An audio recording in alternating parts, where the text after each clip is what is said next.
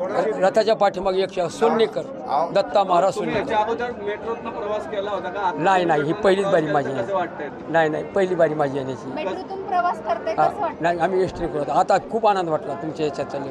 परत येणार का मेट्रोत प्रवास? पुन्हा परत आता हमेशा येणार आहे. जोपर्यंत पाचन तोपर्यंत येणार, माऊली जोपर्यंत बोलतो तोपर्यंत आम्ही नक्कीच येणार. दुसरं काम हेच करायचं आम्हाला येऊन जाऊन.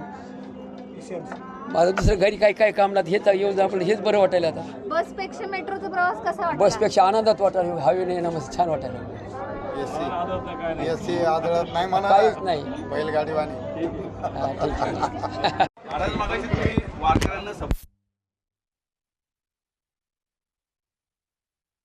ही मेट्रो आळंदी देहूपर्यंत झाली पाहिजे, काय नेमकं म्हणजे काय आहे, महाराष्ट्राची संस्कृती म्हणजे आज आपण पाहून जातो वारकऱ्यांची संस्कृती आहे. आणि अख्ख्या जगतामध्ये आज महाराष्ट्राची जी ओळख आहे ती एक खास करून वारकऱ्यांची आहे. आणि अख्ख्या महाराष्ट्रातून आळंदी देहूला सर्वजण वारकरी येतात आणि माऊलींच्या तुकोबारांच्या चरणी नतमस्तक होऊन जातात. पण आजकालच्या काळात आपण पाहिलो तर आज प्रवास करणं किती अवघड झालेलं आहे. आणि त्यातल्या त्यात जे वयस्कर आहेत, वृद्ध आहेत, आज असेही सुद्धा तुम्हाला भरपूर वारकरी दिसतात. आज त्यांना काहीतरी चांगली सोय आपण द्यायलाच पाहिजे. आणि त्या माध्यमातून ज्या फ्रिक्वेन्सीज जर वाढल्या, मग त्या एसट्याच्या असतील, गाड्यांच्या असतील, आणि पण त्यातल्या त्यात सर्वात चांगला एक प्रवास जर कोणता असेल तर तो रेल्वेचा आहे, मेट्रोचा आहे. आणि ही मेट्रो तिथपर्यंत जावी हीच आमची मनोमन कामना आहे.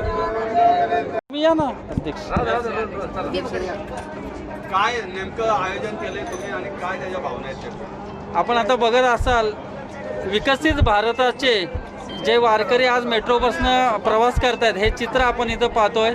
सगळ्यांना माहिती की वारकरी संप्रदाय हा ग्रामीण भागातनं येत असतो आणि त्या ग्रामीण भागातील लोकांना आपल्या विकसित भारताची ओळख व्हावी या उद्देशानं आणि वारीची सेवा करावी या भावनेतून तुळशीबाग मंडळाने मेट्रोची सफारी वारीतील वारकऱ्यांना इथं घडवलेली आहे.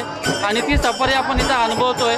आपण सिव्हिल मेट्रोपासनं निघाले, त्यामध्ये अंडरग्राऊंड पण मेट्रोचा अनुभव मिळाला आणि इलिव्हेटेड मेट्रोचा पण अनुभव आता मिळतोय.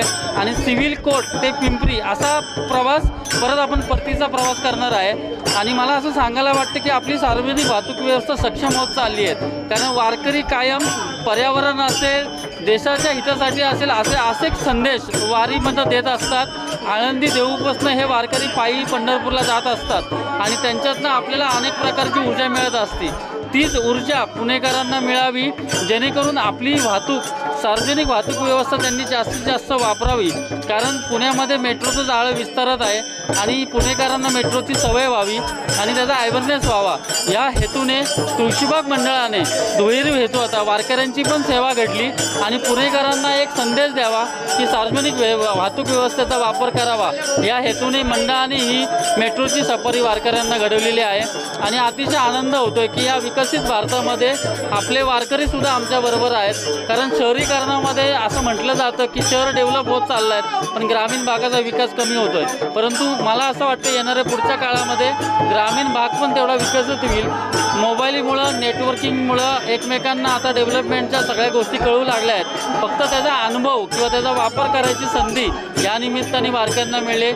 आणि यातनं एक चांगला मेसेज जाईल की सार्वजनिक वाहतूक व्यवस्था देशातील, पुण्यातील, महाराष्ट्रातील नागरिकांनी वापरावी. हाच मूळ हेतू आमचा या वारीतनं आम्ही सांगतो.